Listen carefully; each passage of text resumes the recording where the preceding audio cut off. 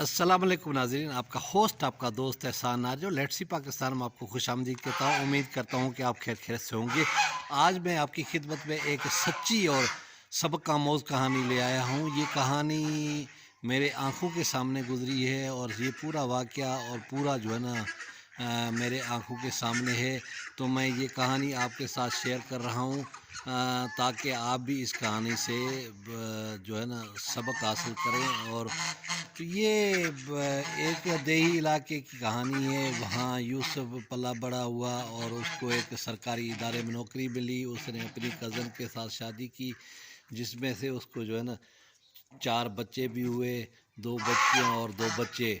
ज़िंदगी गुज़रती गई। यूसुफ बड़ा मेहनती और जफाकश इंसान था और वो सरकारी नौकरी के साथ जो है ना शाम को पार्ट टाइम जॉब भी करता था और मुख्तलिफ जो है ना इदारों में काम करता था और जिसकी वजह से उसकी माकूल आमदनी हो गई थी। एक दिन यूसुफ के दफ्तर में जो है ना यानी यूसुफ की ज़िंदगी खुश खुरम और खैर खैरत से गुज़र रही थी। एक दिन उसके दफ्तर में उसकी माताहत, आप उसको औरत कह सकते हैं या लड़की कह सकते हैं, आफिया आई और उसने जो है ना यूसुफ के साथ जो है ना कोई फ़ाइल पे डिस्कस करनी थी।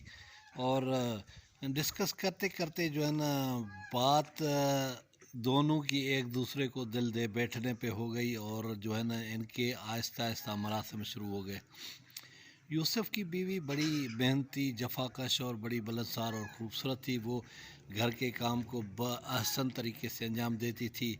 यूसुफ क्योंकि दिन को सरकारी इदारे में नौकरी करता था और शाम को एक प्राइवेट इशाती इदारे में काम करता था और जहाँ उसकी भी बड़ी इज़्ज़त थी और तौक़ीर थी क्योंकि वो काम का बड़ा माहिर था और उसकी जो है ना लफ्ज़ों की जो जादूगरी थी वो इदारे की जान थी।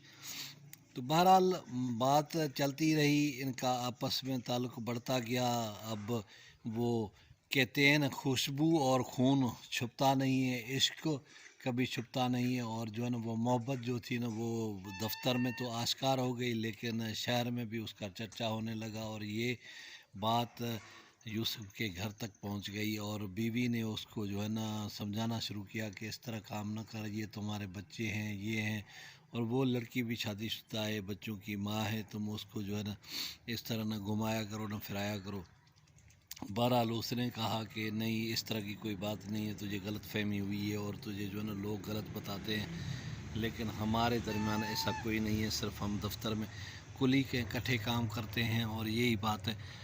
लेकिन आप समझते हैं कि इंसान है जब बहकावे में आ जाता है तो फिर उसको जो है ना कुछ समझ नहीं आता। वो आहिस्ता आहिस्ता आगे बढ़ते गए।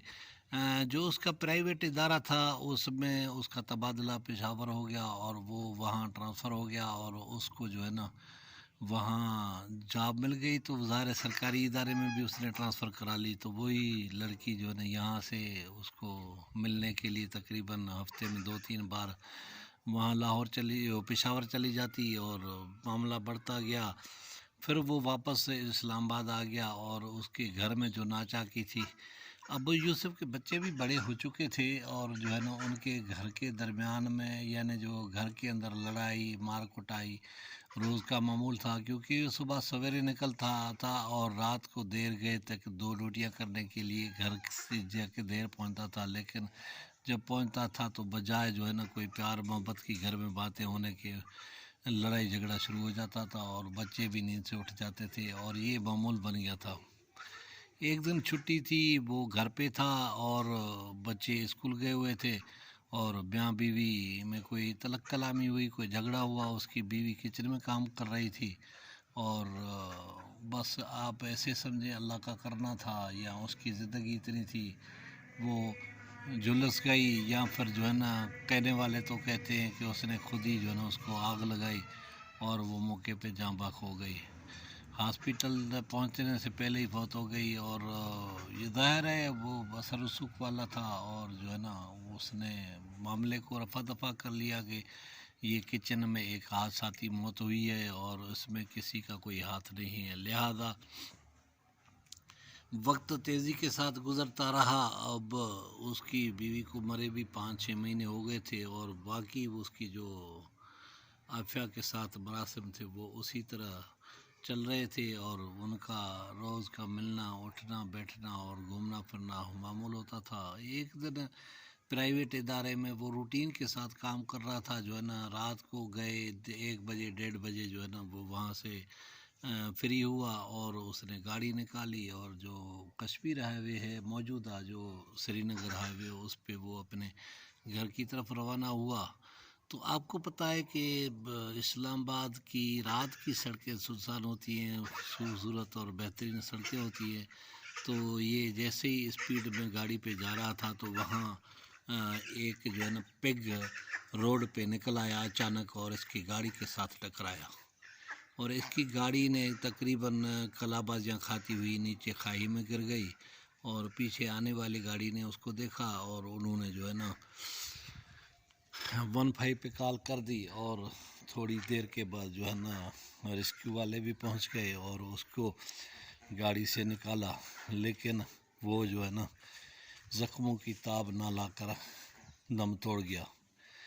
تو یہاں میرے کہنے کا بتانے کا مقصد یہ ہے کہ دیکھو، جو بیوی کو جلا کر موت کی نیند سلا دیا اور 6 مہینے کے اندر اس کا اپنا انجام دیکھیں کہ کیا ہوا، کیسے ہوا، کہ یعنی ایک خنزیر اس کی گاڑی کے ساتھ ٹکرایا اور وہ خود بھی موت کی وادی میں چلا گیا۔ کہتے ہیں نا کہ بندہ زمانے کو تو بیوقوف بنا سکتا ہے، زمانے کی نظروں میں تو اپنے آپ کو جو ہے نا بری کرا سکتا ہے، لیکن خدا کی ذات کے ہاں جو ہے نا جو پکڑ ہوتی ہے یا اس کے ہاں جو فیصلہ ہوتا ہے وہ کوئی نہیں رکوا سکتا اور کوئی نہیں بخشا سکتا۔ اور یہی کہتے ہیں نا کہ آخرت میں جو فیصلہ ہوگا وہ ہم سب کی آزمائش ہوگی، اور آپ دنیا کی نظروں میں دھول جھونک سکتے ہیں لیکن اللہ تعالیٰ کے سامنے آپ کچھ نہیں کر سکتے، وہاں بے بس ہیں۔ اگر آپ نے کسی نہت معصوم کا جان لی ہے، کسی معصوم انسان کو تکلیف پہنچائی ہے، تو اس کا ازالہ یا مداوع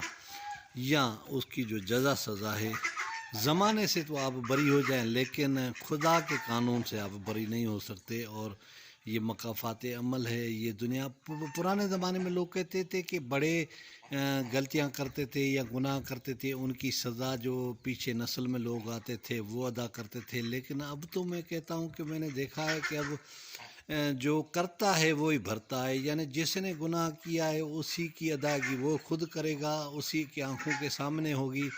اگر کسی نے کسی کا جرم کیا ہے، ظلم کیا ہے، کسی کو قتل کیا ہے تو وہ ضرور اس کی سزا پائے گا۔ تو یہ صورتحال ہے، یہ دنیا مکافات عمل کا مقام ہے، اور یہاں جو ہے نا بندہ چاہے اپنے آپ کو کتنا بھی چالاک سمجھے لیکن خدا کی پکڑ اور خدا کے قانون سے جو ہے نا نہ جان چھڑا سکتا ہے نہ بھاگ سکتا ہے۔ لہٰذا امید کرتا ہوں کہ آپ نے اس کہانی سے سبق سیکھا ہوگا، اور جو ہے نا اپنے عزیز و اقارب دوست احباب کو بھی ضرور یہ کہانی شیئر کریں گے، اور کسی اور ولاگ، کسی اور کہانی یا کسی اور ویڈیو میں آپ سے ملاقات ہوگی۔ تب تک مجھے دے اجازت، خدا حافظ۔